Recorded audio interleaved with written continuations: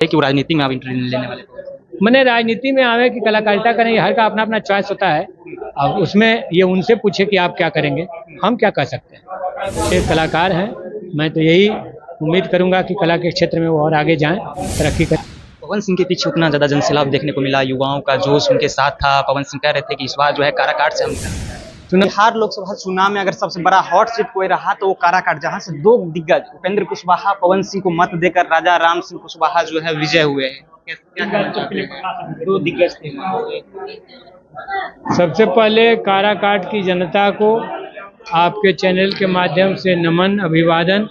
India गठबंधन भाकपा माले के प्रति भरोसा जताने के लिए, चुनने के लिए, वोट देने के लिए 1,05,000 से ज़्यादा का मार्जिन देने के लिए।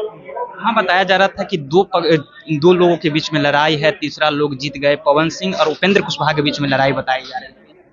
शुरू से ही वहाँ की जनता संविधान, लोकतंत्र के सवाल पर, देश की खेती और रोजगार के सवाल पर इंडिया गठबंधन पर भरोसा कर रही थी। और इसलिए जिन लोगों ने भी काराकाट में जा करके सर्वे किया है, वो सब लोग बोल रहे थे कि यहाँ से भाकपा माले निकल रहा है, भारी मतों से निकल रहा है। पवन सिंह के पीछे उतना ज़्यादा जनसैलाब देखने को मिला, युवाओं का जोश उनके साथ था। पवन सिंह कह रहे थे कि इस बार जो है काराकाट से हम निकलने जा रहे हैं। चुनाव परिणाम सामने है। अब लड़ाई में तो हर कोई के पीछे कुछ एक समूह होता है, लेकिन मैंने आपसे कहा कि डे 1 से इंडिया गठबंधन के पक्ष में वहाँ हवा थी और वो चुनाव परिणामों के जरिए सामने आया। इस मुद्दे को लेकर के वहाँ से आप चुनाव जीते? वहाँ मैंने कहा आपसे कि देश के संविधान, लोकतंत्र को और ताकत देने के लिए, देश में सम्मानजनक रोजगार नौजवानों को मिले इसके लिए, और देश की खेती लाभकारी हो, किसानों के हाथ में रहे इसके लिए वहाँ की जनता ने बड़े पैमाने पर समर्थन दिया है। और साथ ही साथ उन्हें यह भी भरोसा है कि राजा राम सिंह रहेंगे, इंडिया गठबंधन रहेगा तो इंद्रपुरी जलाशय का निर्माण होगा, सोन नहरों का आधुनिकीकरण होगा और निचले इलाके तक पानी पहुंचेगा। ये अभी प्रश्न है। बारून बिहटा रेलवे लाइन हमारा ही विधानसभा का संकल्प था, जो दिल्ली से मंजूर होकर आया था, लेकिन आज तक वो रेलवे लाइन अधूरा है, अधर में लटका हुआ है। तो बहुत सारे क्षेत्रीय सवाल हैं जिन पर जनता के मन में ये था कि अगर भाकपा माले यहाँ से जीतती है तो इन समस्याओं का समाधान निकलेगा। वहाँ बताया जा रहा था कि दो क्षेत्रों में लड़ाई है। एक तरफ पवन सिंह का चर्चा चल रहा था कि पवन सिंह जो है वो निकलने जा रहे हैं, उपेंद्र कुशवाहा। अब मीडिया इस बात के लिए स्वतंत्र है कि किस लड़ाई को किसके पक्ष की बनाए, वो आज़ाद है।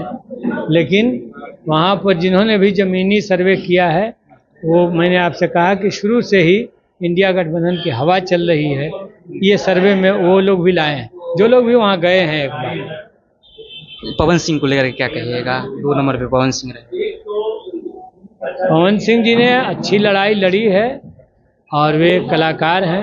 मैं तो यही उम्मीद करूंगा कि कला के क्षेत्र में वो और आगे जाएं, तरक्की करें। मेरी शुभकामनाएं। और ये भी चल रहा है कि वो राजनीति में आप इंटरव्यू लेने वाले हो? मैंने राजनीति में आवे कि कलाकारिता करें, हर का अपना अपना चॉइस होता है। अब उसमें ये उनसे पूछे कि आप क्या करेंगे, हम क्या कह सकते हैं।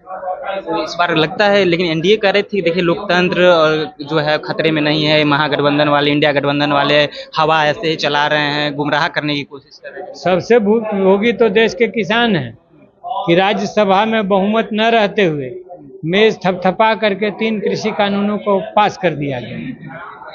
रघुवंश थे उस समय चेयर पर। तो सबसे बड़ी बात तो यह है। तो और किसको तानाशाही कहते हैं?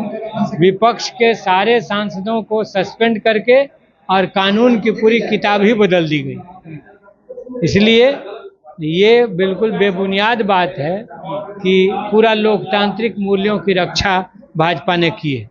उसने तो डेग डेग पर लोकतांत्रिक मूल्यों को क्षतिग्रस्त किया।